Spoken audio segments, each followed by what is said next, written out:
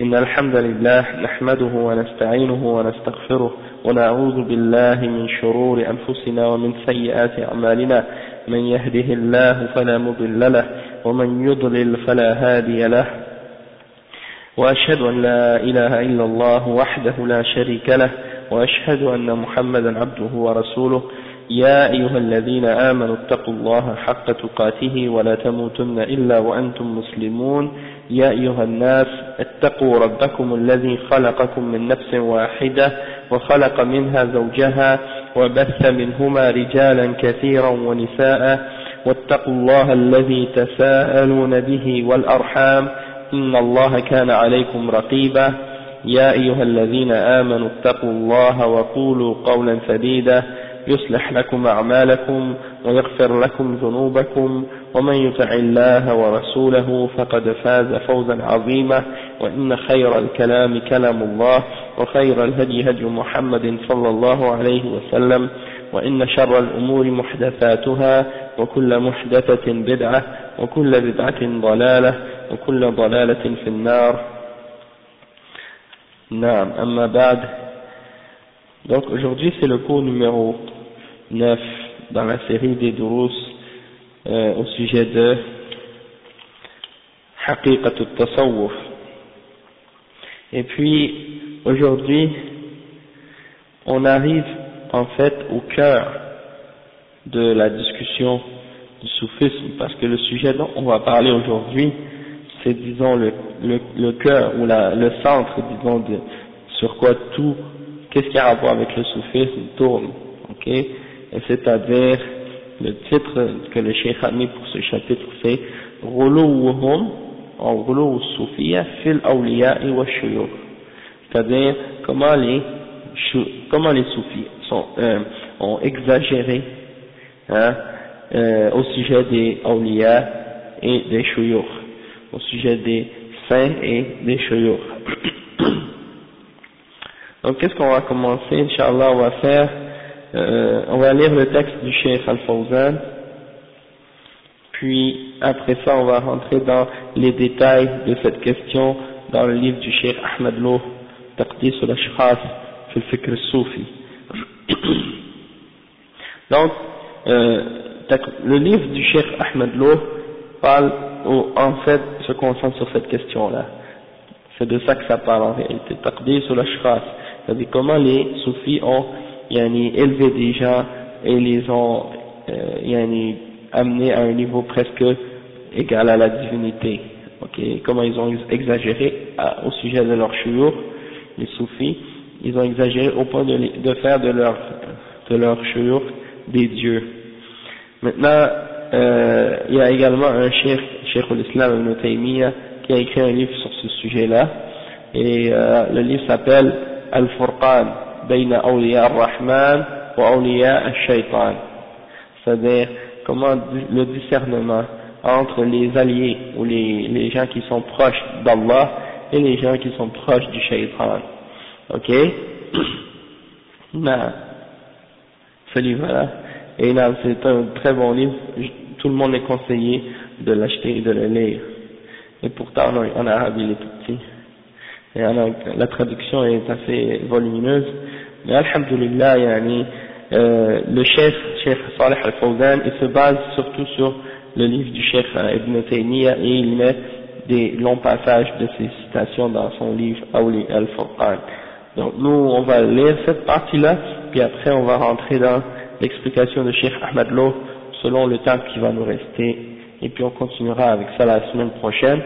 Probablement qu'on va passer plusieurs cours sur cette partie-là du sujet, peut-être 3 cours environ, même ça dépend, peut-être plus, Allahu A'lam. Donc le cheikh il dit غلو المتصوفة في الأولياء والشيوخ خلاف عقيدة أهل السنة والجماعة. وعليكم السلام ورحمة الله وبركاته. فإن عقيدة أهل السنة والجماعة موالاة أولياء الله ومعاداة أعدائه. قال تعالى إنما وليكم الله ورسوله والذين آمنوا الذين يقيمون الصلاة ويؤتون الزكاة وهم راكعون. وقال تعالى يا أيها الذين آمنوا لا تتخذوا عدوي وعدوكم أولياء. Donc le cheikh il dit que l'extrémisme ou l'exagération des soufismes envers leurs shuyukh et envers les awliya, les soi-disant saints, ok, c'est une compréhension ou une exagération qui est contraire au Coran et à la voie ou à la croyance de Ahl Sunnati wal Jama'a. Donc déjà en partant, c'est important de comprendre une chose. C'est une chose qu'on va expliquer bien en détail, mais juste pour mentionner en commençant pour faire, pour bien comprendre en partant la distinction, c'est que le mot wali dans la langue arabe, okay, c'est quelqu'un qui est proche de quelque chose, ok, et dans l'islam, c'est celui qui est proche à Allah subhanahu wa ta'ala, qui se rapproche d'Allah par des adorations, etc., et qui crée Allah subhanahu wa ta'ala. Puis, dans le soufisme, ça a une autre signification. Ça a une autre signification, puis on va voir les détails de ça. Toutefois, le cheikh il commence par expliquer que dans l'islam, dans la aqida d'Ahl Sunnati wal Jama'a, il faut prendre les awliya d'Allah, c'est-à-dire les alliés d'Allah, il faut s'allier avec eux, et les ennemis d'Allah, il faut les éloigner et puis il faut les détester. Et il mentionne deux versets qu'il a pris dans le Coran. Le premier c'est le verset 55 dans Suratul Ma'idah qui dit « Vos alliés sont uniquement Allah ainsi que son messager et ceux qui ont cru et qui établissent la salat et qui donnent la zakat alors qu'ils sont en inclinaison, c'est-à-dire qu'ils font le recours. » Et dans un autre verset qu'il mentionne, c'est le verset 1 dans Surat Al-Mumtahana, ça dit « Ô vous qui croyez, ô vous qui avez cru, ne prenez pas mon ennemi et votre ennemi comme allié, comme wali. » Donc, le mot wali, son pluriel en arabe c'est awliya. Donc le pluriel c'est awliya. Donc c'est pour ça le cheikh dit wa awliya Allah humul mu'minun al-muttaqun alladhina yuqimuna as-salata wa yutuna az-zakata wa hum raki'un. Donc Allah, c'est comme si dans ces versets-là, il a décrit qui sont les awliya, c'est qui les awliya d'Allah, c'est qui les alliés d'Allah. Eux, ils ont traduit le mot wali en français comme étant un saint. Toutefois, c'est pas ça qu'on retrouve dans la définition dans le Coran et dans la Sunna. Le wali, ça veut pas dire un saint, parce que la notion de sainteté, c'est pris du christianisme. Ok, dans le christianisme, une personne qui a été, qui a fait des miracles, ou qui a été pieuse, ou qui a fait des grandes choses pour la religion, eh ben, le pape a le droit de la canoniser et de la déclarer comme sainte. Une fois qu'elle est sainte, eh ben, il la met dans la liste des saints, puis là, ça devient une personne qu'on peut prendre comme intermédiaire ou intercesseur dans notre adoration. On peut le demander l'intercession, ok? On peut l'invoquer pour demander l'intercession à Allah. Donc, ça c'est dans leur conception dans le christianisme. Et le fait que certains auteurs ou certaines personnes qui ont traduit le terme wali en français par le terme saint, ça amène parfois cette confusion ou cette mauvaise compréhension dans l'esprit de certains musulmans qui s'imaginent par la suite que donc il y a des saints dans l'islam comme il y en a dans le christianisme, d'accord? Et ça en partant c'est une mauvaise conception, parce que quand on regarde les descriptions des awliya dans le Coran, comme le cheikh a mentionné les versets, on voit que ça veut dire des gens qui sont croyants, qui ont craint Allah subhanahu wa ta'ala, qui établissent la salat, qui donnent la zakat et qui appliquent les règles de l'islam. D'accord? Donc c'est tout ce qu'il faut avoir ou posséder pour être un wali. Et donc dans ce sens-là, tous les musulmans sont des awliya. Tous les musulmans sont des awliya dans ce sens-là. Le cheikh il dit وَيَجِبُ عَلَيْهِمْ مَحَبَّتَهُمْ والاقتداء بهم واحترامهم وليس الولاية وقفا على أشخاص معينين. Donc le cheikh il dit il est obligatoire de les aimer, de les prendre comme modèle et de les respecter.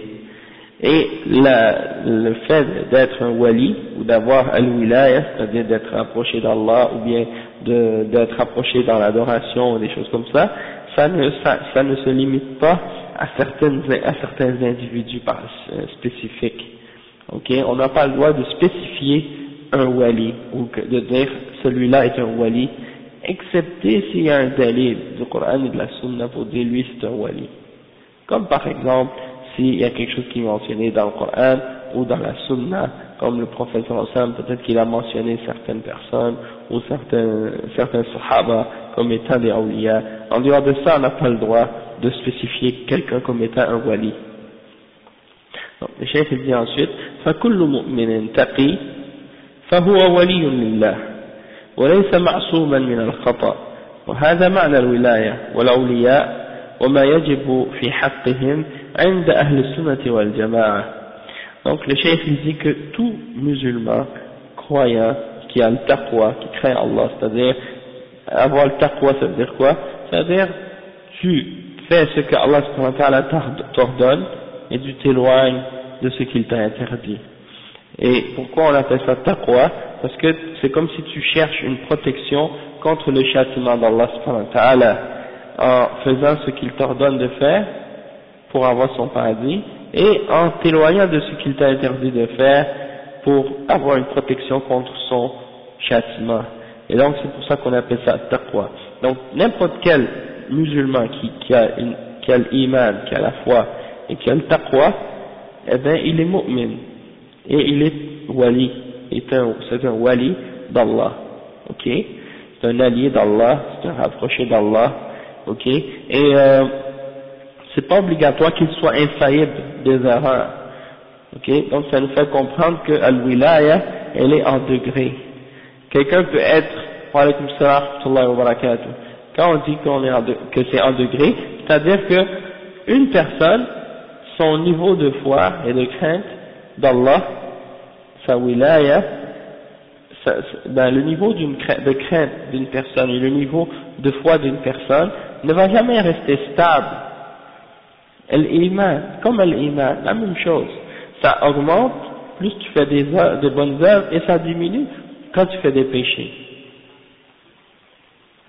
Bien sûr, l'iman des prophètes, il augmente toujours. Et les autres, elles diminuent et ils augmentent. Ils diminuent, ils augmentent. Exactement. Tu vois? Donc tu peux pas dire, par exemple, que quelqu'un qui est un wali, il est parfait, sans erreur. Il va pas faire de péché. Le wali, il va toujours avoir une foi qui augmente et qui diminue selon ses actions. D'accord? Et, alhamdulillah, ça veut dire que n'importe qui est musulman, qui craint Allah, qui a l'iman, même s'il fait des péchés, il est un wali quand même. Il est un wali quand même, tant qu'il se repent, tant qu'il demande pardon après avoir fait son péché, il est un wali d'Allah subhanahu wa ta'ala. C'est pas une condition pour être un wali que tu sois infaillible ou parfait ou sans péché. Et le cheikh il dit وَهَذَا مَعْنَى الْوِلَايَةِ وَالْأَوْلِيَاءِ. Ça c'est la signification de al-wilaya, c'est-à-dire le fait d'être rapproché d'Allah ou bien d'être rapproché d'Allah. Et il dit وَيَجِبُ في حقهم عند أهل وما يجب في حقهم عند أهل السنة والجماعة. Et c'est ça qui est obligatoire vis-à-vis eux par rapport à, selon la aqida et la voie de Ahl Sunnah wal Jama'a, c'est-à-dire qu'on doit les aimer, qu'on doit les respecter et qu'on doit les prendre comme des modèles dans leurs bonnes œuvres et dans le bien qu'ils font. أما الأولياء عند الصوفية فلهم اعتبارات ومواصفات أخرى فهم يمنحون الولاية أو يمنحون الولاية لأشخاص معينين من غير دليل من الشارع على ولايتهم وربما منحوا الولاية لمن لم يعرف بإيمان ولا تقوى بل قد يعرف بالضد ذلك من الشعوذة والسحر واستحلال المحرمات وربما فضلوا من يدعون لهم الولاية على الأنبياء salawatullahi wa salamuhu alayhim. Hein? Donc le cheikh il dit que les awliya toutefois chez les soufis, ils ont d'autres considérations ou d'autres descriptions et d'autres caractéristiques. Ils croient par exemple les soufis que ils peuvent donner la sainteté ou bien le wilaya, hein, on est comme ça, ou le titre de wali à qui ils veulent, sans aucune référence au Coran et à la Sunna, pour dire que ce sont des walis. D'accord? Et en fait même, on va le voir plus tard, les soufis croient que le wilaya est hérité de père en fils. Et ils croient que le wali peut décider de donner la qualité de wali à qui il veut. S'il veut que tu sois un wali, il a juste à faire un geste ou quelque chose en particulier, et ça y est, tu deviens un wali toi aussi.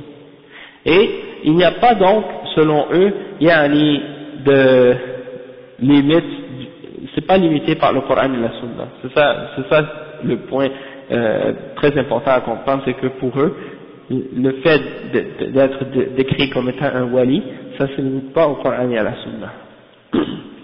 Et le cheikh il dit donc, même que parfois ils ont donné l'attribut d'être un wali à quelqu'un qui n'est même pas connu comme ayant de la foi ou de la crainte d'Allah subhanahu wa ta'ala. Et même parfois il la donne ou il l'attribue à des personnes qui sont connues comme possédant des choses qui sont en contradiction avec la foi. Hein? Comme par exemple le fait de faire des affaires de magie, hein? Ou des trucs de sha'waza comme on dit, hein? Comme prétendre connaître l'avenir ou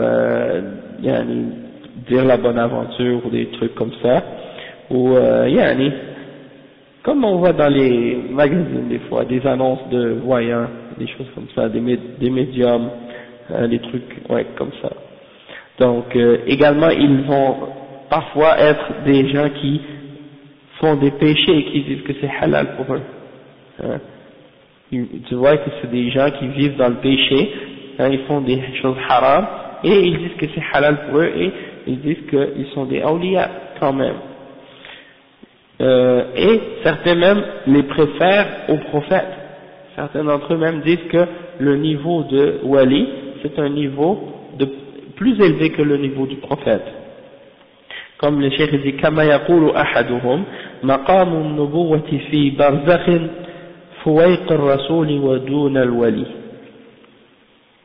C'est-à-dire le niveau de la prophétie dans le barzakh est un petit peu au-dessus du messager et en dessous du wali. Ok? Et il dit ويقولون إن الأولياء يأخذون من المعدن الذي يأخذ منه الملك الذي يوحي به إلى الرسول صلى الله عليه وسلم ويدعون لهم العصمة. Donc ils disent que les awliya, les saints, ceux qu'ils définissent comme étant des awliya, ils vont directement prendre de la source où les anges vont prendre la révélation qu'ils donnent aux messagers. Donc ça veut dire que ils passent, c'est comme s'ils passent directement à la source eux. Donc c'est pour ça que selon eux ils sont meilleurs que les prophètes et ils prétendent que le wali est infaillible. Il est infaillible. Cheikh l'Islam Ibn Taymiyyah ensuite, le Cheikh Al-Fawzan il mentionne ces paroles, d'accord? Tout ça ce qu'on dit là c'est un résumé de qu'est-ce qu'on va lire par la suite. Le Cheikh il donne juste les grandes lignes. Après Cheikh Ahmed Loh il va mentionner les exemples dans leur livre avec leurs citations quand il mentionne ces affaires là. Parce que comme on a dit il y a un lien très très très très serré entre les Shia, Rafida et les Soufis. Ils collaborent, c'est sûr que leur base est reliée. Quand tu regardes les descriptions, comment les Shia décrivent leurs imams, leurs 12 imams, Et quand tu regardes comment les soufis décrivent leur shuyukh et leur awliya, tu vois que c'est presque la même chose. Hein. Khomeini dans son livre Hukumat al-Islamiyya, il décrit que les imams contrôlent tous les atomes, ou que tous les atomes de l'univers se sont soumis à leur autorité, ou quelque chose comme ça. Et tu lis dans les livres des soufis et tu trouves des paroles semblables. Hein? قال شيخ الإسلام ابن تيمية رحمه الله: وكثير من الناس يغلط في هذا الموضع فيظن في شخص أنه ولي لله ويظن أنه ولي الله ويظن أن ولي الله يقبل منه كل ما يقول ويسلم إليه كل ما يقول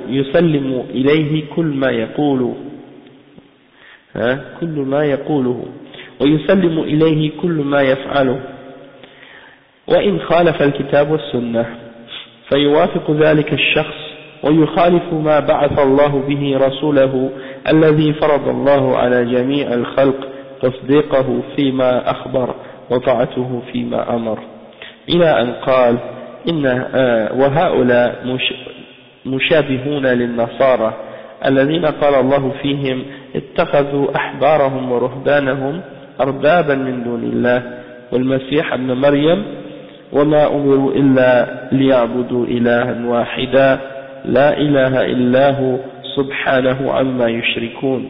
Donc Ibn Taymiyyah il dit que beaucoup de gens font l'erreur à ce sujet-là et ils s'imaginent qu'une personne est un wali d'Allah et que le wali, il faut accepter tout ce qu'il dit et il faut accepter tout ce qu'il fait, hein, et ils acceptent tout ce qu'ils disent et ils acceptent tout ce qu'ils font, même si c'est contraire au Coran et à la Sunna.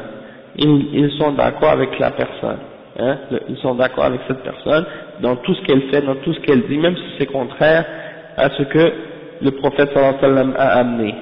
Hein. Donc, ils acceptent tout ce qui est contraire à ce que le prophète sallallahu alayhi wa sallam, qui a été envoyé par Allah, a amené, et tout ce que le messager d'Allah a ordonné à toutes les créatures de suivre et de croire, et du fait que Allah nous a ordonné d'obéir au messager dans tout, eux ils le contredisent pour suivre ces soi-disant awliya. Ensuite il dit que, le cheikh il dit par la suite que ceux-là sont plus semblables aux chrétiens, au sujet desquels Allah subhanahu wa ta'ala a dit, ils ont pris leurs moines et ils ont pris leurs rabbins et leurs moines comme des seigneurs en dehors d'Allah, et également le Messie, fils de Marie, et pourtant on leur avait uniquement ordonné d'adorer un seul Dieu, et rien ne mérite d'être adoré à part lui, qu'il soit glorifié de tout ce et qu'il soit purifié de tout ce qui lui associe. Ça c'est le verset 31 dans Surat Tawbah. Ensuite le cheikh il mentionne un hadith sahih qui est rapporté par At-Tirmidhi selon Ali ibn Hatim في المسند وصححه الترمذي عن عدي بن حاتم في تفسير هذه الآية لما سأل النبي صلى الله عليه وسلم عنها فقال ما عبدوهم، فقال النبي صلى الله عليه وسلم أحلوا لهم الحرام وحرموا عليهم الحلال فأطاعوهم وكانت هذه عبادتهم إياهم، إلى أن قال نجد كثيرا من هؤلاء في اعتقاد كونه وليا لله أنه قد صدر عنه مكاشفة في بعض الأمور أو بعض التصرفات الخارقة للعادة مثل أن يشير إلى شخص فيموت أو يطير في الهواء إلى مكة أو غيرها أو يمشي على الماء أحيانا أو يملأ إبريقا من الهواء أو أن بعض الناس استغاث به أو وهو غائب أو ميت فرآه قد جاءه فقضى حاجته أو يخبر الناس بما سرق لهم أو بما سرق لهم أو بحال غائب لهم أو مريض أو نحو ذلك، وليس في هذه الأمور ما يدل على أن صاحبها ولي لله. Le cheikh il dit que l'imam, donc on a dit l'imam At-Tirmidhi a mentionné le hadith de Adi ibn Hatim Ibn Hatim au sujet du verset qu'on a lu. Et le prophète sallallahu alayhi wa sallam, Adi lui a demandé, il a demandé au prophète sallallahu alayhi wa sallam au sujet de ce verset-là, il a dit, parce que Adi c'était un chrétien, avant l'islam. Donc il a dit, on les adorait pas, nos prêtres et nos rabbins et nos moines et tout ça, on les adorait pas. Et le prophète sallallahu alayhi wa sallam a dit, il rendait halal ce qui était haram, et il rendait haram ce qui était halal, et vous les obéissiez là-dedans, alors voici comment vous les adoriez. Et là, wa alaykum salam wa rahmatullahi wa barakatuh, jusqu'à ce qu'ils disent par la suite. Donc on voit que, donc voilà la ressemblance qu'ils ont avec, wa alaykum salam wa rahmatullah, alhamdulillah, ça fait longtemps mon frère. Ah ouais, tu vois, il était en train de penser à toi là, Inch'Allah. Salam alaykum wa rahmatullah, alhamdulillah, alhamdulillah, akhi. Je savais qu'il venait aujourd'hui, parce que j'ai parlé avec lui tout à l'heure. Salam alaykum wa rahmatullah. Naam. Alhamdulillah. Donc, le cheikh il dit, donc il mentionne ce hadith-là, c'est pour expliquer le verset qu'on a mentionné tout à l'heure et pour montrer qu'ils ont une ressemblance avec les chrétiens, parce que c'est ça l'erreur des chrétiens, c'est qu'ils rendaient toujours halal ce qu'Allah avait rendu haram, et ils rendaient haram ce qu'Allah avait rendu halal. Donc eux ils font la même chose avec leur shir soufi, tout ce que le shir soufi ou le wali déclare de bien, eux ils l'acceptent, et tout ce qu'ils disent comme étant mauvais, ils l'acceptent, ou bon, ils l'acceptent, même si c'est contraire au Coran et à la Sunna. Non, exactement, ils le prennent comme un législateur en dehors d'Allah et de son messager. Après, le cheikh il dit, et on voit que plusieurs parmi ces soufis, ils croient que quelqu'un est wali parce qu'il a eu par exemple quelques miracles ou quelques affaires qu'ils ont été capables de faire ou de découvrir certaines choses, et à cause de ça ils disent ça ce sont des walis. Comme par exemple, ils pointent vers une personne et elle meurt, ok, donc ils disent bon ça y est, ça c'est un wali. Ou bien ils volent jusqu'à Mecca, ok, ou bien vers une autre direction, ou bien ils marchent sur l'eau parfois, ou bien il remplit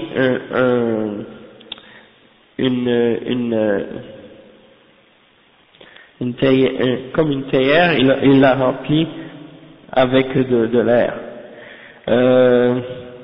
Ou bien d'autres, qu'est-ce qu'ils font?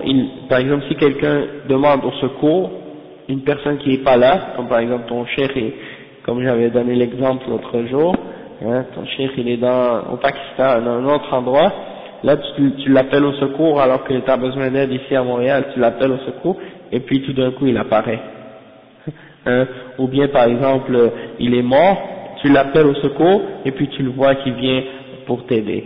Donc, ouais, en fait, tu dis ça, tu dis Yoda, mais en réalité, Wallahi subhanallah, plus que j'ai lu les descriptions des soufis, des awliya chez les soufis, j'ai eu l'impression, quand j'ai lu ça, que je lisais les Jedi dans la guerre des étoiles.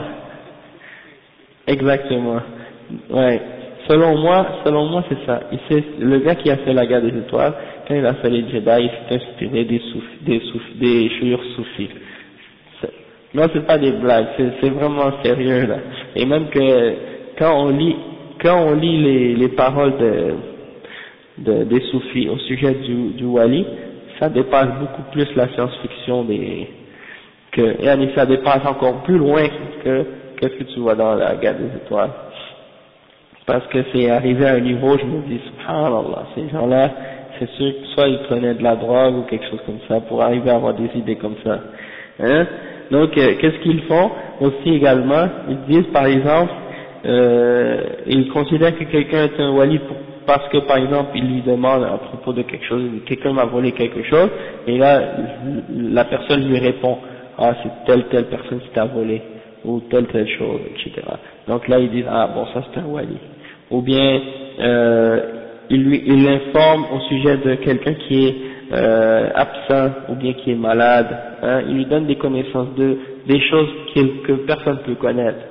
Donc il dit ah ça c'est un wali. Comme par exemple les gens qui vont voir des diseurs de bonne aventure ou des médiums ou des voyants, eux ils disent des choses à propos de certaines choses qui sont cachées ou que personne ne peut connaître, ils disent ah ça c'est un wali.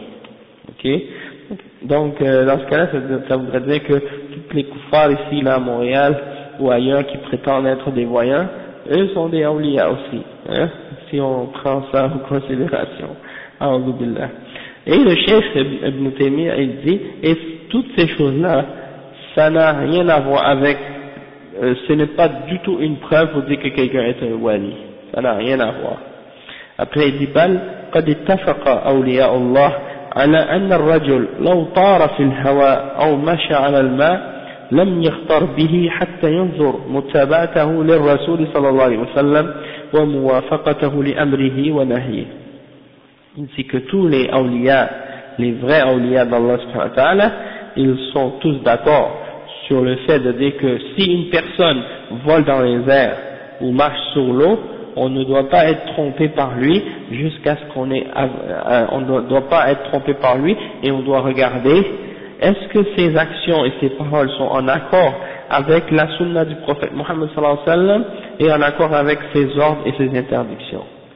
Si tu vois la personne qui marche dans l'eau, ou sur l'eau, ou bien qui vole dans les airs, et que tu vois que qu'est-ce qu'il dit, qu'est-ce qu'il fait, c'est en contradiction avec le Coran et la Sunna, tu le rejettes, peu importe qu'est-ce qu'il dit, peu importe qu'est-ce qu'il fait. Après le cheikh dit وكرامات أولياء الله أعظم من هذه الأمور وهذه الأمور الخارقة للعادة وإن كان قد يكون صاحبها وليا لله قد يكون عدوا لله فإن هذه الخوارق تكون لكثير من الكفار والمشركين وأهل الكتاب والمنافقين وتكون لأهل البدع وتكون من الشياطين فلا يجوز أن يظن أن كل من كان له شيء من هذه الأمور أنه ولي لله. Donc Ibn Taymiyyah, masha'Allah, il explique bien, il dit que les miracles des awliya sont beaucoup plus importants que ces petites choses insignifiantes que ces gens-là font. Et il dit que même si ces choses-là sont des choses qui sont hors de l'ordinaire, il est possible, même si c'est possible par exemple qu'une personne comme ça qui le fait soit un wali réellement, mais il peut également être un ennemi d'Allah. Ça ne veut pas dire nécessairement qu'il est un wali, hein, parce que il dit que beaucoup de ces choses qui sont hors de l'ordinaire que ces gens-là font, elles arrivent également aux kuffars, aux mouchriquines, aux juifs et aux chrétiens, et aux hypocrites, et aux gens de bid'a, et également aux shayatines. Hein? Donc on ne peut pas prendre ça comme une preuve. Hein? On n'a pas le droit de penser que toute personne à qui arrivent des choses pareilles, que c'est un wali, et qu'il est proche d'Allah ou rapproché d'Allah.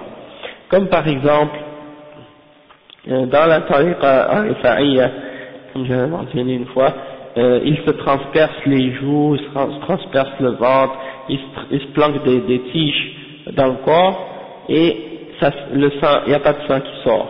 Et eux, ils font ça pour prouver qu'ils sont des awliya, ou qu'ils sont des saints, d'accord, et rapprochés d'Allah. Et pourtant, on trouve dans les religions des hindous et des autres mouchriquines, des bouddhistes et des hindous, des gens qui font exactement la même chose. Et puis, ça voudrait dire qu'eux aussi sont des awliya. Tu les vois manger des charbons, tu les vois manger de la vitre, tu les vois marcher sur le feu et sur la braise. Et il y a des gens qui font ça même en Haïti, des vaudouisants et tout, qui font, au Maroc, l'Issaouia, ils marchent sur le feu et tout, et ils boivent de l'eau brûlante. Et se disent musulmans, ils font ça. Et il y a des autres qui sont pas musulmans qui font exactement la même chose. Et donc si c'était une preuve qu'ils sont des walis, ça voudrait dire que même ces koufars-là sont des awliya, et ça c'est faux. Hein? Donc il n'y a pas de preuve dans qu'est-ce qu'ils font ces gens-là pour dire que c'est ça qui a un rapport avec un wali. Être un wali, ça n'a aucun rapport avec ça. Être un wali, ça a un rapport avec craindre Allah et avoir l'iman, obéir aux ordres et s'éloigner du haram.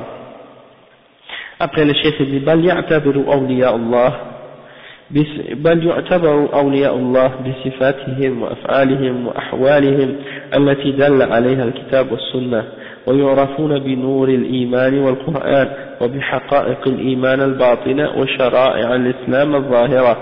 مثال ذلك أن هذه الأمور المذكورة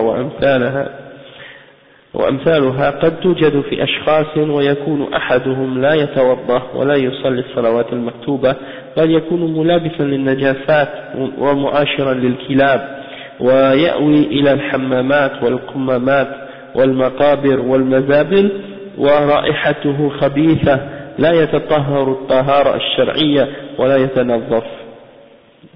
Donc le cheikh il dit qu'on reconnaît les awliya et on peut connaître les awliya par leurs caractéristiques et par leurs actions et par leur état, d'après ce qui est prouvé dans le Coran et dans la Sunna.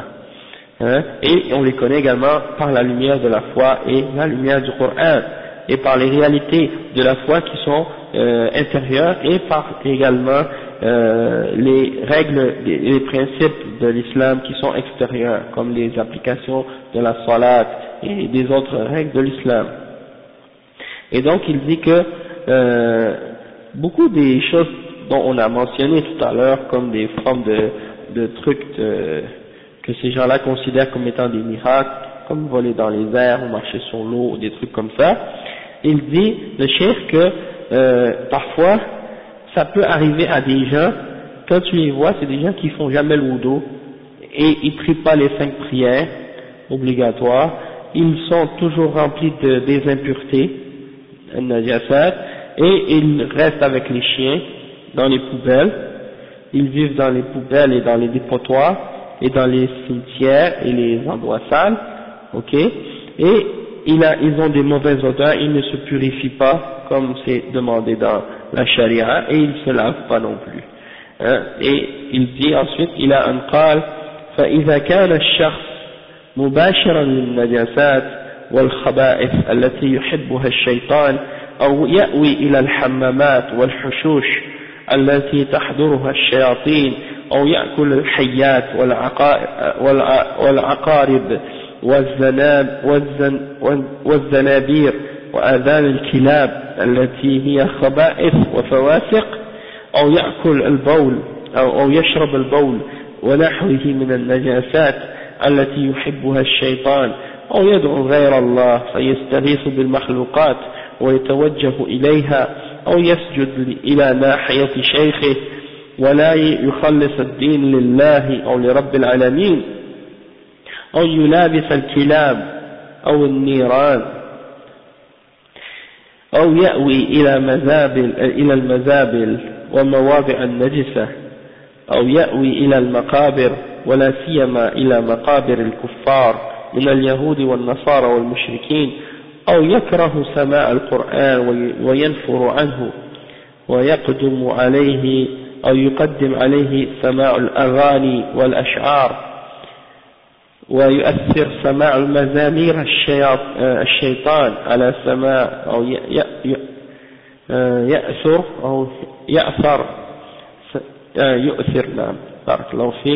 يؤثر سماع مزامير الشيطان على سماع كلام الرحمن، فهذه علامات أولياء الشيطان لا علامات أولياء الرحمن. Ok, donc ça c'est un long passage, mais c'est disons un exemple. Le chef qui dit, et si une personne il dit en fait, si tu vois qu'une personne il reste dans les choses impures et dans les saletés que le shaitan aime, et il préfère rester dans les saletés et dans les endroits sales, dans les poubelles et dans les toilettes, là où restent les shayatines. Et en passant, il y avait une fois un frère qui m'avait envoyé un lien avec ou bien j'avais trouvé ça dans le site de Sahab. Il y avait Al-Habib Al-Jafri, celui qui est très connu là, le soufi là, qui parle à la télé, dans les satellites. Eh ben, dans un enregistrement audio, on l'entendait en train de défendre, il était avec d'autres personnes, et il était en train de parler que si tu veux vraiment être sur le droit chemin, puis être droit, et briser ton nafs, soi-disant casser ton nafs et ton ego, puis te rapprocher d'Allah, il faut que tu sois capable d'aller vivre dans les poubelles et dans les déchets, et que tu sois capable de manger avec les chiens, et etc. Hein? Il disait ça. Et là, après, il se basait sur certaines histoires qui sont rapportées, mais c'était, en général, c'était des hadiths qui sont toutes fabriqués, ou bien daïf. Ça, c'est toujours ça, sa méthode. Il trompe les gens en rapportant des hadiths mawdou' ou daïf. Ok? Alors là, subhanallah, quand tu entends ça, tu dis, mais pourquoi lui, il va pas vivre dans les chiens, avec les chiens et dans les poubelles? Quoi? Hein? Lui, tu le vois toujours avec les plus beaux vêtements, toujours blancs, toujours propres. Hein? Pourquoi il va pas vivre avec les chiens? Pourquoi il va pas vivre dans les poubelles? Comme il prétend lui-même que c'est ça qu'il faut faire? Peut-être qu'il l'a déjà fait, ouais. Allah al-Musta'an. Donc là, ici, là, c'est ça que le chef mentionne, et tu vois, la plupart de ces gens-là, c'est ça qu'ils font. Après, il dit, ils mangent des serpents, ils mangent des scorpions, az-zanabir, c'est quoi az-zanabir?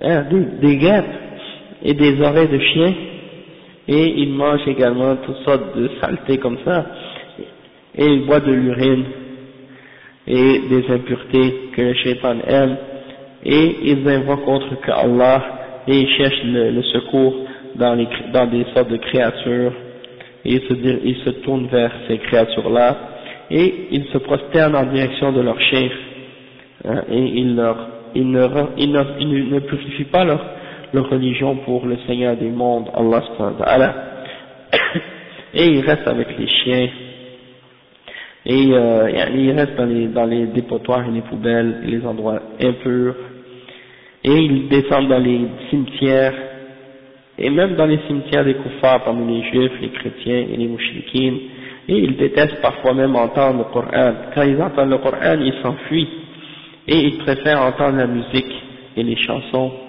et les poésies plutôt que d'entendre le Coran, et parfois même ils aiment entendre la flûte plutôt que d'entendre la parole d'Allah subhanahu wa ta'ala.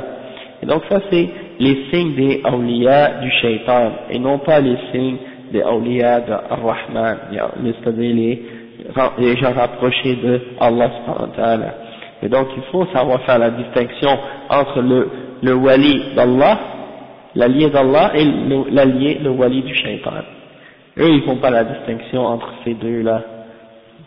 Après le cheikh dit ثم لم يقف الصوفية عن هذا الحد من منح الولاية لأمثال هؤلاء، بل غلوا فيهم حتى جعلوا فيهم شيئا من صفات الربوبية، وأنهم يتصرفون في الكون ويعلمون الغيب ويجيبون من استغاث بهم بطلب ما لا يقدر عليه إلا الله، ويسمونهم الأوراث والأقطاب والأوتاد، ويهتفون بأسمائهم في الشدائد وهم أموات أو غائبون، ويطلبون منهم قضاء الحاجات وتفريج الكربات، وأضافوا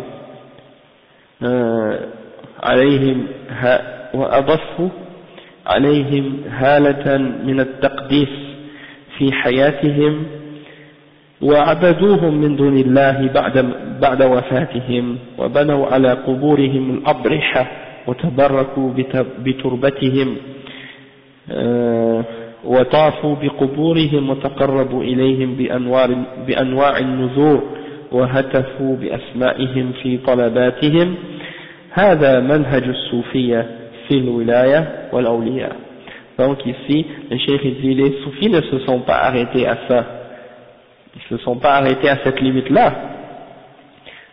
Quand on a donné l'exemple qu'ils donnent le wilaya à des gens comme on a décrit tout à l'heure, ils sont même arrivés à d'autres formes d'extrémisme encore pires, c'est-à-dire qu'ils les ont décrit, leur shuyukh, avec des qualités de Allah subhanahu wa ta'ala, des attributs de la souveraineté d'Allah subhanahu wa ta'ala, et ils ont prétendu qu'ils peuvent contrôler l'univers, hein, ils croient que les shuyukh ont un contrôle de l'univers et que c'est eux qui dirigent le monde et qu'ils connaissent al-ghaib, c'est-à-dire qu'ils connaissent l'inconnu, l'invisible, et qu'ils répondent à la personne lorsqu'on lui demande ce que seul Allah peut lui donner. Et quand on l'appelle au secours, ils peuvent répondre et exaucer les appels des gens. Et ils les appellent al-awras, c'est-à-dire ceux qu'on appelle lorsqu'on a une détresse. Et al-aqtab, les pôles, ou al-awtad, ça c'est les noms qu'ils donnent à ces gens-là. Et on va voir ça en détail plus tard, Inch'Allah. Et ils appellent leurs noms lorsqu'ils ont des malheurs et des difficultés, alors que ce sont des gens qui sont morts ou bien qui sont absents, et ils leur demandent de répondre à leurs besoins et de leur enlever les difficultés qu'ils ont, et ils ont vénéré ces gens-là durant leur vie et ils les ont traités comme des divinités, et après leur mort, ils les ont adorés en dehors d'Allah. Ils ont construit sur leurs tombeaux des sanctuaires et des dômes et toutes sortes de choses comme ça, et ils ont pris la terre de là où ils sont enterrés, ils ont pris la terre comme une source de bénédiction. Ils prennent de la terre de ces endroits-là et ils les utilisent comme une baraka. Et après ils font le tawaf autour de leur tombe et ils se rapprochent, ils essaient de se rapprocher des shuyukh en leur offrant des vœux, hein. Et ils leur demandent par leur nom, ils les invoquent par leur nom, et donc ça c'est la voie des soufis, et c'est ça la voie et c'est ça leur concept de al-wilaya et des awliya. C'est comme ça pour eux qu'ils voient le wali, les awliya. Donc on a passé par-dessus, ou on a survolé, disons, le texte du Cheikh Al-Fawzan. On a expliqué qu'est-ce que ça signifiait. Maintenant, on va expliquer, Inch'Allah, en détail maintenant toutes ces questions-là, et on va entrer vraiment deep, comme on dit, dans ce domaine-là. Ça va, comme je vous dis, on va prendre probablement 2 ou 3 cours là-dessus, juste pour parler de la notion du soufisme, ou la notion du wali dans le soufisme.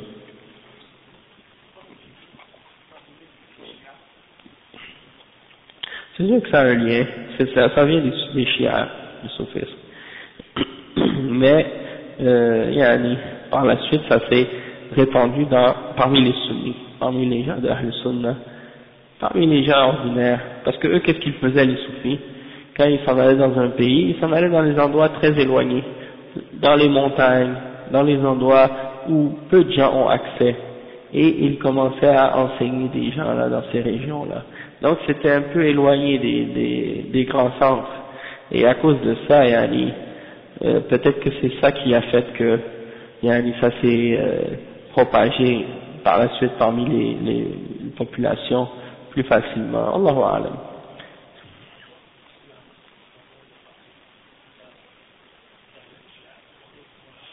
Ouais, il n'y a pas de doute qu'il y a eu des influences des chiites dans les croyances des soufis. Toutefois, il y a des origines extérieures à l'islam aussi, parmi les Grecs, parmi les philosophes grecs, parmi les idées des chrétiens, des juifs, parmi les hindous et les bouddhistes aussi, qui ont eu des influences dans les croyances des soufis aussi. C'est pour ça que le soufisme a beaucoup a différentes origines, tu comprends? Et c'est toutes des affaires mélangées. La plupart des gens qui pratiquent ça, ils savent même pas d'où ça vient, parce qu'ils s'imaginent que ça c'est l'islam. Ils n'ont pas été éduqués vraiment dans les détails de la religion musulmane, puis ils connaissent pas non plus les détails du soufisme. Ils font juste appliquer ces pratiques-là par rapport aux shuyukh, par rapport à ces choses-là, sans vraiment comprendre d'où ça vient, hein. Donc c'est pour ça. Mais on va comprendre plus en plus à force de rentrer dans les explications, Inch'Allah. Donc le Cheikh Mohammed Ahmed Lo, il dit, on va rentrer tout de suite dans la définition.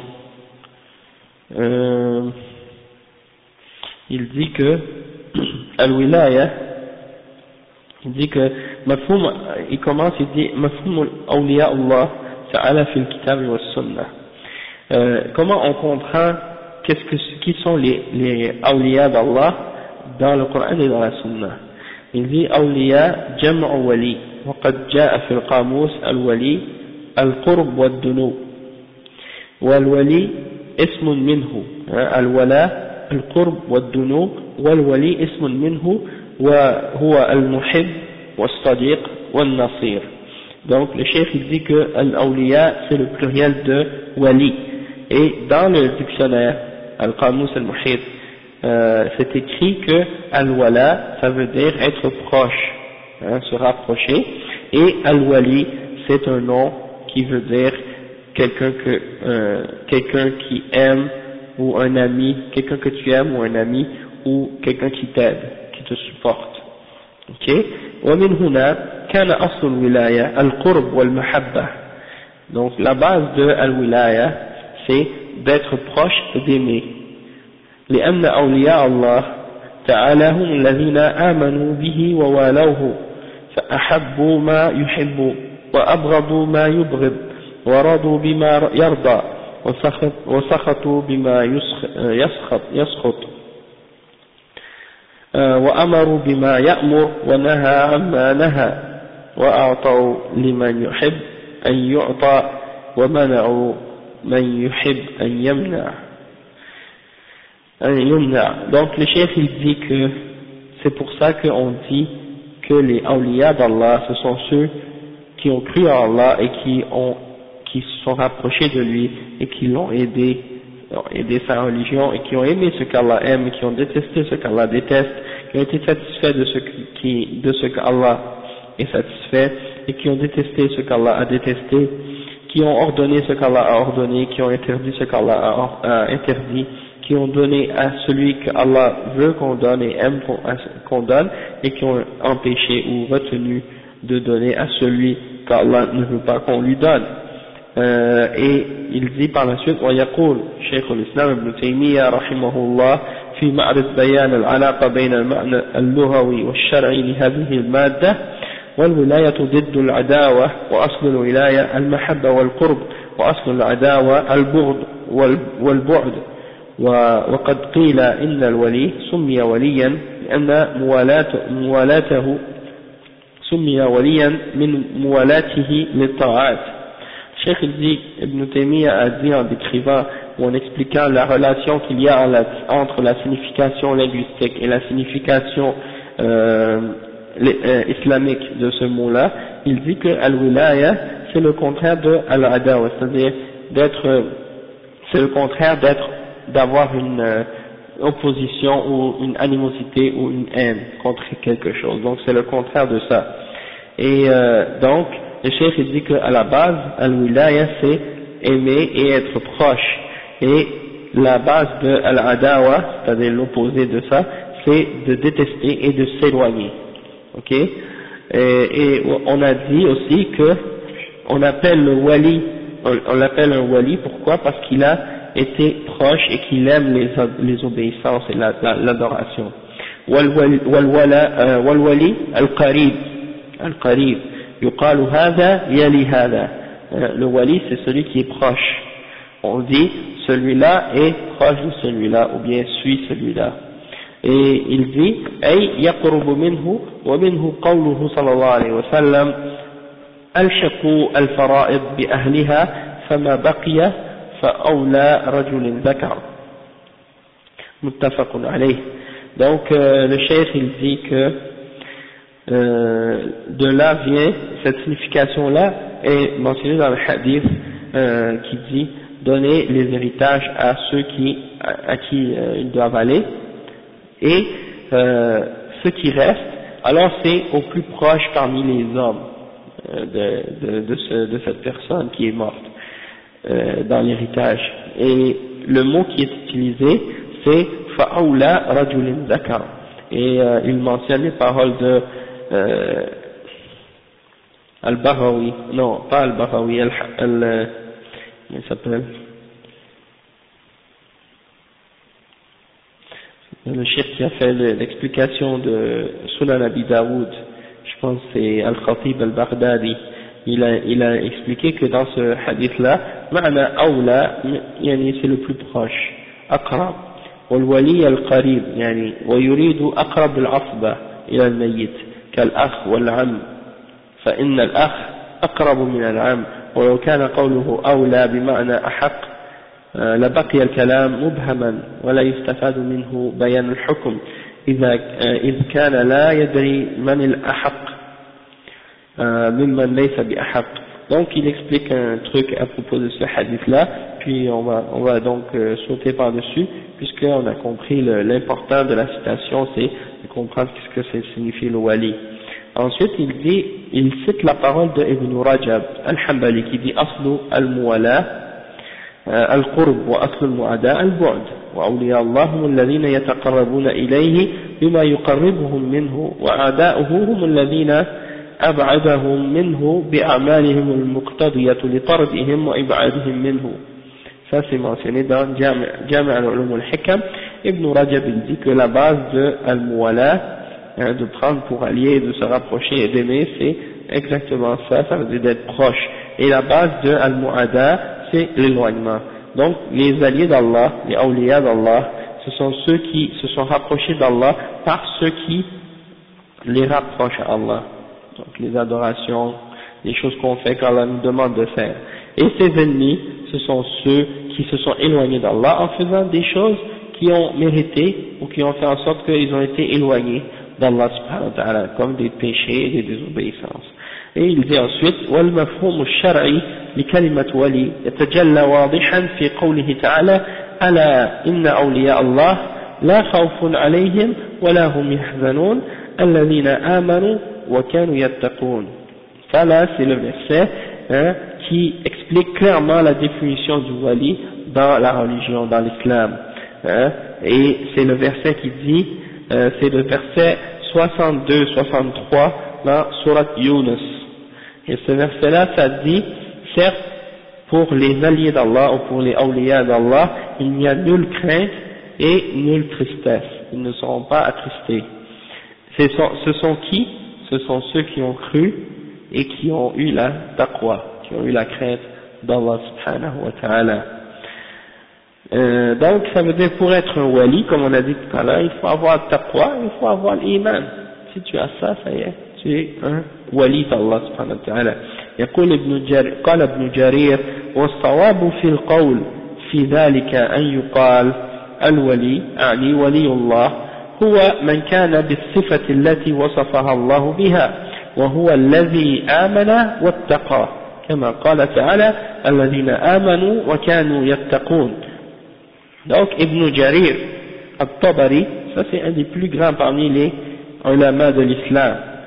Il est né en 224 Hijri et il est mort en 310 Hijri. C'est un des plus grands parmi les savants de tafsir et dans toutes les sciences islamiques également. C'était un des grands savants de la Ummah, Imam al-Tabari, Ibn Jarir al-Tabari. Et là, il dit quoi? Il dit que la définition correcte au sujet du wali, le wali d'Allah, c'est celui qui respecte la description qu'Allah subhanahu wa ta'ala a donné au wali, c'est-à-dire qu'il a cru et qu'il a eu, c'est-à-dire amana wa taqa, il a cru en Allah et il a eu at-taqwa. Comme Allah a dit, ceux qui ont cru et qui ont eu at-taqwa. Et ensuite il dit وهذه الموالاة ذات طرفين لأن الله سبحانه وتعالى ولي المؤمن المتقي كما أن المؤمن المتقي ولي الله وولي المؤمنين. وقال تعالى الله ولي الذين آمنوا يخرجهم من الظلمات إلى النور. وقال عز وجل ثم جعلناك على شريعة من الأمر فاتبعها ولا تتبع أهواء الذين لا يعلمون إنهم لن يغنوا عنك من الله شيئا وإن الظالمين بعضهم أولياء بعض والله ولي المتقين. Donc qu'est-ce qu'il dit le cheikh ici? Il dit que al-wilaya ou bien al-muwalat, le fait d'être proche et d'aimer Allah subhanahu wa ta'ala et d'être approché d'Allah ou d'être un wali d'Allah, ça a côtés, ou ça a deux sens. Okay?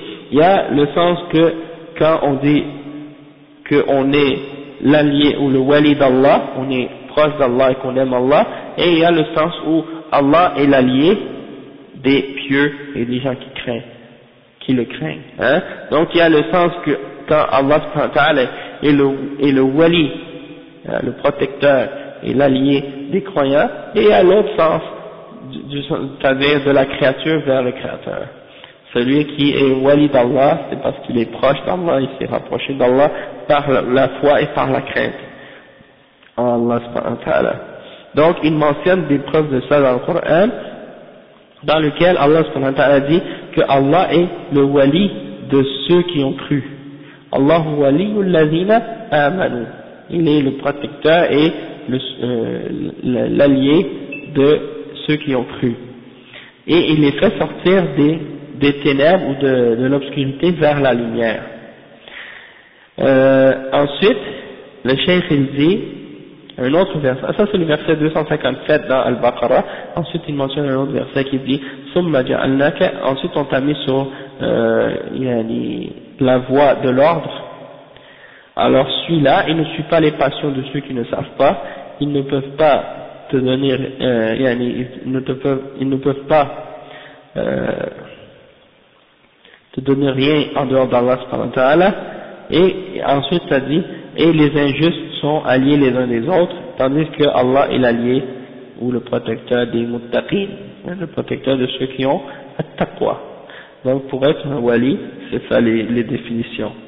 Et pour que Allah soit le wali, ton wali, pour qu'il soit ton protecteur et pour qu'il soit ton allié, il faut que tu aies ces caractéristiques-là.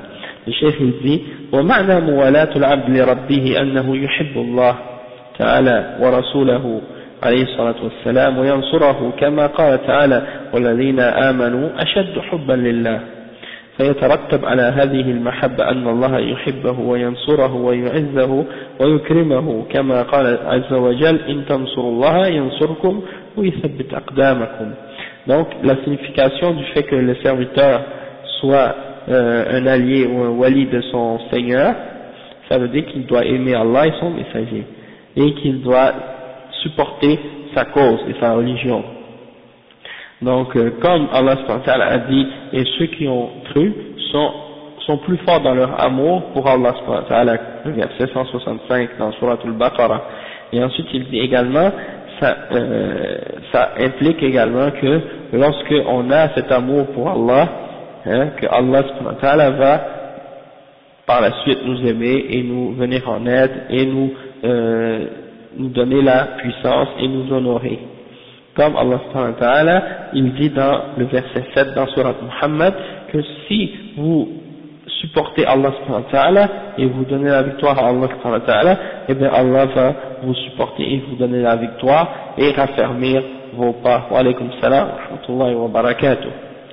Donc le cheikh ensuite il dit ولا بد من الإشارة هنا إلى أن القرب المعبر عنها بهذه الموالاة لله ولرسوله والمؤمنين ليس المراد منها قرابة النسب بل قرب العقيدة والمحبة والمناصرة. Le cheikh explique ici que le lien et le rapprochement à Allah, quand on parle dans ce sujet-là, c'est pas un rapprochement ou une proximité de lien de parenté comme le lien de parenté, mais ça a un rapport avec, plutôt, ça a un rapport avec le fait d'avoir une bonne aqidah et d'aimer Allah subhanahu wa ta'ala et de supporter la vérité et la religion. Ensuite il dit وإذا علم هذا فليعلم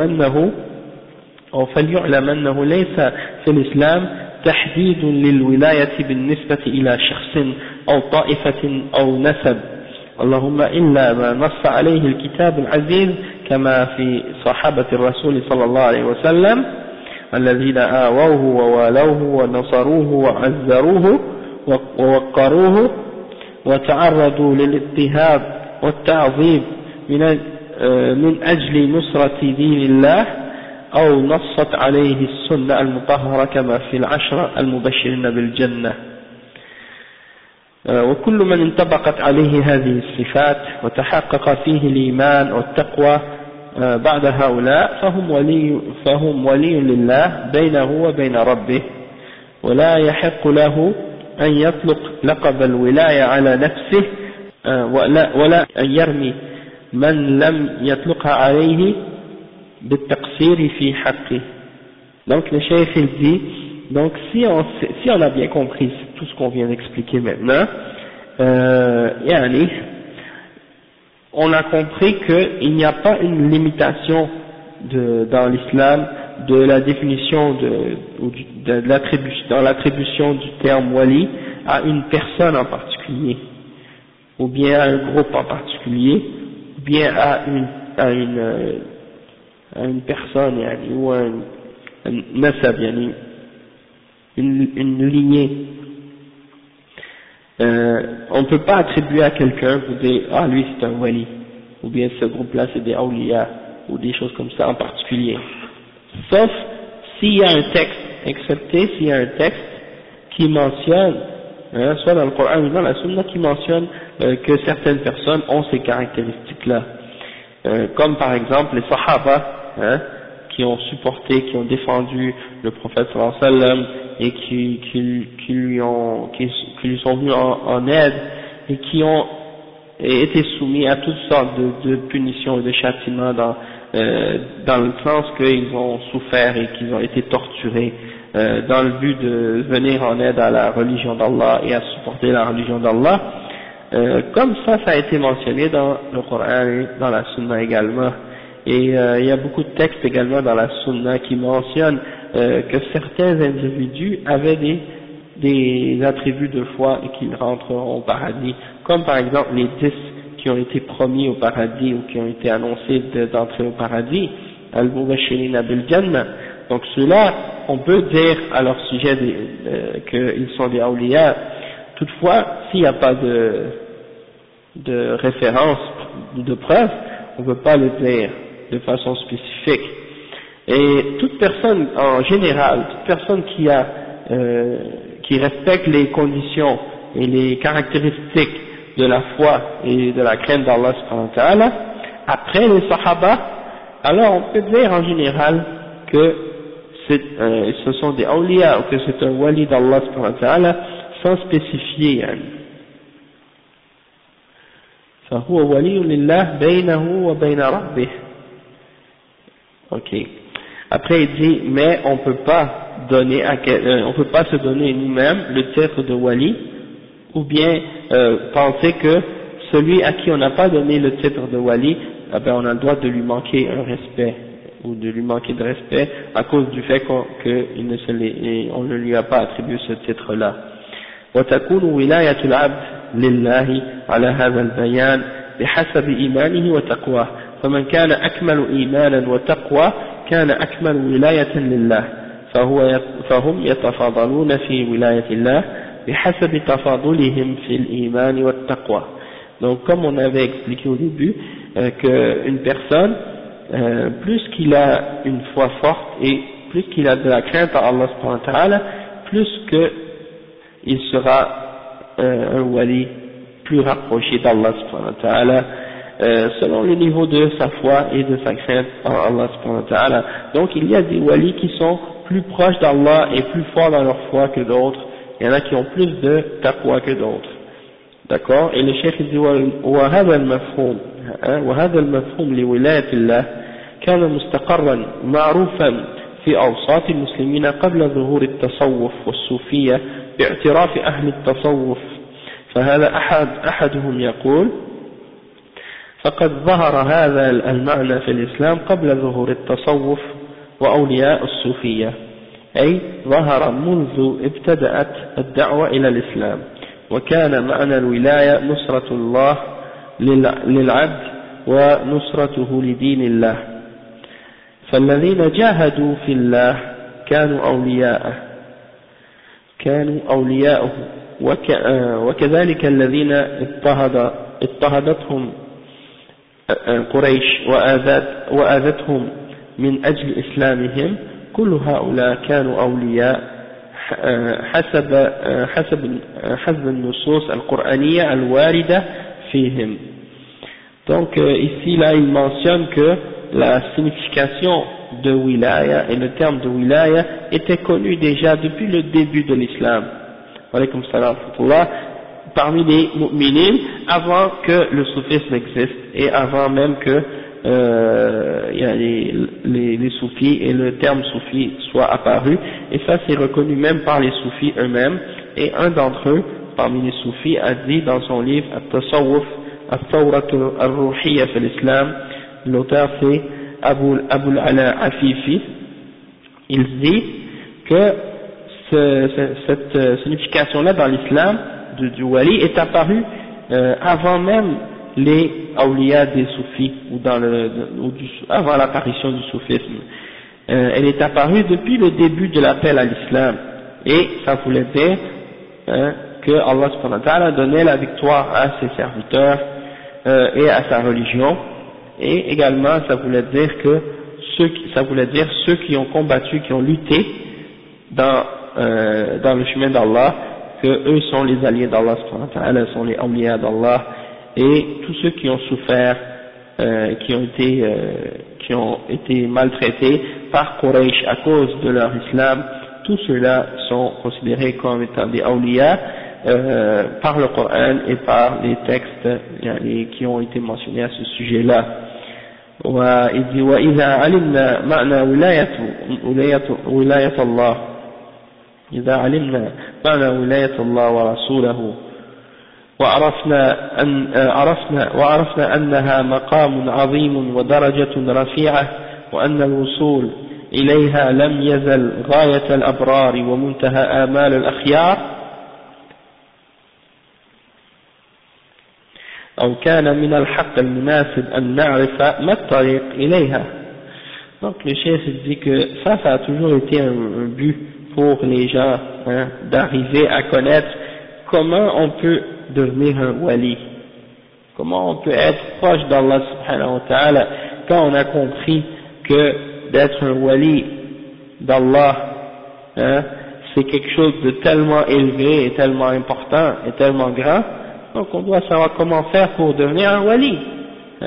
Donc le cheikh dit إن الطريق إلى ولاية الله ليست مفروشة بالورود والرياحين والسير إليها ينافي الميل إلى الدعة والخلود إلى الراحة، وليست الولاية بضاعة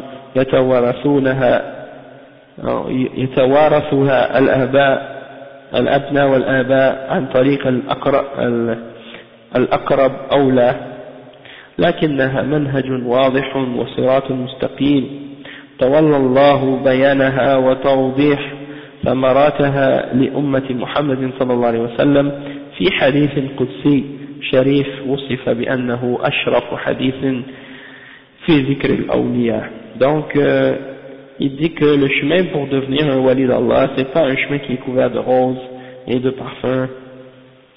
Il dit que plutôt c'est quelque chose qui demande beaucoup d'efforts. C'est pas quelque chose qu'il faut que tu, disons, penches vers le repos et la belle vie. Donc si tu veux être un wali d'Allah, c'est pas quelque chose non plus qui s'hérite de père en fils, que ton père était un wali donc toi tu es un wali, ou des choses comme ça, comme les soufis eux ont cette idée-là parfois. Mais pour être un wali, il faut que tu suives le droit chemin, comme Allah subhanahu wa ta'ala il l'a expliqué lui-même dans un hadith qudsi. Et il mentionne ce hadith qui est un des plus nobles hadiths qui parle à ce sujet-là. Et le cheikh il mentionne, il dit وقد روى أبو هريرة عن رسول الله صلى الله عليه وسلم فيما يرويه عن ربه أنه قال من عادى لي وليا فقد آذنته بالحرب وما تقرب إلي عبدي بشيء أحب إلي مما افترضته عليه وما يزال عبدي يتقرب إلي بالنوافل حتى أحبه فإذا أحببته كنت سمعه الذي يسمع به وبصره الذي يبصر به ويده التي يبطش بها ورجله التي يمشي بها ولئن سألني لأعطينه ولئن استعاذني لأعيذنه رواه البخاري وغيره. Donc ce hadith, c'est le hadith rapporté par Abi Huraira, selon le prophète sallallahu alayhi wa sallam, qui mentionne les paroles de son Seigneur quand il a dit: celui qui s'oppose à un de mes awliya ou à un wali, quelqu'un qui est proche de moi ou qui est rapproché de moi, alors je lui déclarerai la guerre. Ok? Et il dit qu'il n'y a aucun de mes serviteurs qui peut se rapprocher de moi plus que par ce que je lui ai rendu obligatoire de faire. Donc si tu veux te rapprocher d'Allah subhanahu wa ta'ala, commence par faire ce qu'il t'a ordonné, commandé de faire obligatoirement. Et il dit par la suite que le serviteur va continuer toujours à se rapprocher à Allah subhanahu wa ta'ala il va continuer à se rapprocher par des actions supplémentaires ou surérogatoires, c'est-à-dire des actes qui ne sont pas obligatoires. Après qu'il a fait qu'est-ce qui est wajib, qu'est-ce qui est fard, là il continue, il va faire même des choses qui ne sont pas obligatoires pour compléter, disons, des choses qui sont obligatoires, et il va faire ça jusqu'à ce que Allah subhanahu wa ta'ala commence à l'aimer. Hein? Et lorsque Allah subhanahu wa ta'ala l'aime, il devient son ouïe par lequel il entend, et sa vue par laquelle il voit, et sa main par laquelle il frappe, et son pied par lequel il marche. Et s'il me demande, je vais lui donner, et s'il il cherche protection en moi, je vais le protéger. Et ça c'est rapporté par Al-Bukhari. Ok, et le cheikh dit وهذا الحديث وفي هذا الحديث نلاحظ أمرين هامين. On remarque deux choses importantes dans ce hadith. الأول أن معناه المعول عليه عند علماء الإسلام المحققين قاطبة أن متى امتلأ القلب بعظمة الله تعالى محى ذلك من القلب كل ما سواه، ولم يبقى للعبد شيء من حظ نفسه وهواه، ولا إرادة له إلا ما يريده منه مولاه، فحينئذ لا ينطق العبد إلا بذكره، ولا يتحرك إلا بأمره، وإن نطق بالله، وإن سمع به، وإن نظر به، وإن بطش به، فهذا هو المراد بقوله كنت سمعه الذي يسمع به إلى آخره. ومن أشار إلى غير هذا فإنما يشير إلى الإلحاد والحلول والاتحاد والله ورسوله بريئان منه. وعليكم السلام ورحمة الله وبركاته. Donc le cheikh il dit que on peut comprendre deux choses dans ce hadith, et il mentionne la première, c'est que tous les ulama ont mentionné dans les ulama qui ont vérifié les sources de l'islam, ils ont mentionné que dans ce hadith, la signification de ce hadith, c'est que lorsque le cœur du serviteur d'Allah subhanahu wa ta'ala est rempli de respect et d'amour pour Allah subhanahu wa ta'ala, ça efface de son cœur toute autre chose, et ça enlève de son cœur tout ce qui pourrait rester de passion et de ses propres désirs et de ses propres passions, hein? Et il devient comme s'il n'a pas de volonté excepté ce que Allah veut pour lui ou de lui. Et dans ce cas-là, quand il parle uniquement par le rappel d'Allah subhanahu wa ta'ala, et quand il bouge ou il fait quelque chose uniquement par le commandement d'Allah subhanahu wa ta'ala, ou ce qui est en accord avec son commandement. Et quand il parle parce qu'Allah subhanahu wa ta'ala aime, hein? Et lorsqu'il entend, il entend également uniquement ce qu'Allah subhanahu wa ta'ala veut qu'il entende et qu'est-ce qu'il aime. Et lorsqu'il regarde, il regarde uniquement ce que Allah aime qu'il regarde. Et lorsqu'il frappe, il frappe uniquement par la permission d'Allah, ce que Allah aime et ce qu'Allah a permis. Et ça c'est la signification de ce hadith-là, dans la partie où ça dit je serai son ouïe par lequel il entend. Voilà la signification. Et toute personne qui a mentionné une signification autre que celle-là, qui penche vers les explications des soufis, comme par exemple ceux qui disent qu'il y a un mélange ou une connexion entre Allah et sa créature, ou que Allah, il n'y a pas de distinction entre la créature et le créateur, et bien ceux-là Allah et son messager en sont innocents. Parce qu'il y en a qui ont essayé d'expliquer ce hadith-là pour dire que ça veut dire que le serviteur, quand il se rapproche d'Allah, Allah l'aime, et quand Allah l'aime, il devient Allah. Donc si Allah, il devient un avec Allah, Allah devient un avec lui, ou des choses comme ça. Et ça, c'est l'interprétation des gens de Dalal.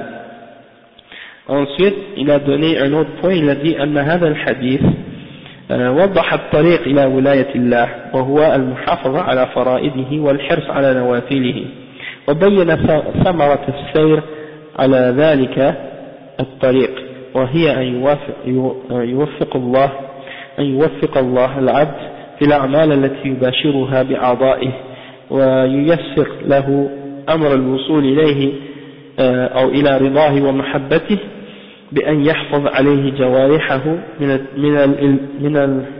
من التلبس بما يكره من الإصغاء إلى اللهو بسمعه ومن النظر إلى الحرام ببصره ومن البطش فيما لا يحل له بيده ومن السعي إلى الباطل برجله أو بمعنى موجز تكون كليته مشغولة بالله عز وجل. Donc il dit que dans ce hadith, on a compris également que pour être un wali d'Allah, on sait qu'est-ce qu'il faut faire. Il faut garder ce qui est obligatoire et faire des efforts pour faire des surplus d'action aussi parmi les nawafil. Et le fruit de ça va faire en sorte que Allah va t'aider et te donner le succès dans tes actions que tu fais avec tes membres. Et donc ça va te faciliter le chemin vers l'agrément d'Allah et ce qu'Allah subhanahu wa ta'ala aime.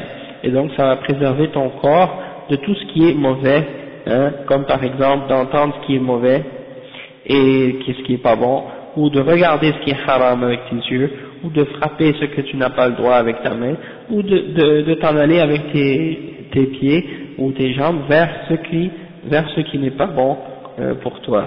Donc voilà la signification résumée de ça, et c'est-à-dire que tu dois être en entier, tout ton être doit être, disons, occupé par l'adoration d'Allah subhanahu wa ta'ala et l'obéissance d'Allah subhanahu wa ta'ala. Donc on va s'arrêter ici, et puis la semaine prochaine, là on a vu, disons, la définition du wali dans l'islam selon le Coran et la Sunna. Maintenant la semaine prochaine on va commencer à décrire c'est quoi le wali selon les soufis en détail, Inch'Allah. Donc on va s'arrêter ici. Subhanakallahumma bihamdik, ashhadu an la ilaha illa anta, astaghfiruka wa atubu ilayh. Fikum barakatuh.